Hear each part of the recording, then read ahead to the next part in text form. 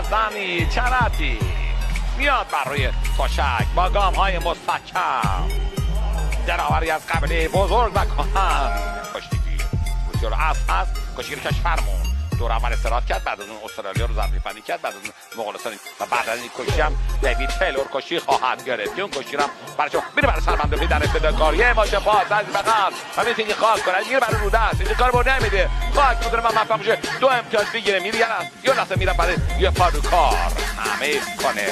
کاپیتان تیم، نفس تیم، عشق تیم حالا در سرشاخ روی دستان حریف خودش کار میکنه. دیروز هم در یه مسابقه مطبوعاتی با دیوید تیلور قشنگ صحبت کرد و نشون داد که منش پهلوانی داره دلاور کشورمون. باز هم در سرشاخ روی دستان حریف خودش کار میکنه و سعی میکنه شرط برای فنون خودش مهیا کنه. به دو مسکات کردن دست‌ها حریف خودش میره برای سربند و پی زیرگیری خاک. دو امتیاز میدن به کشتیگیر ما.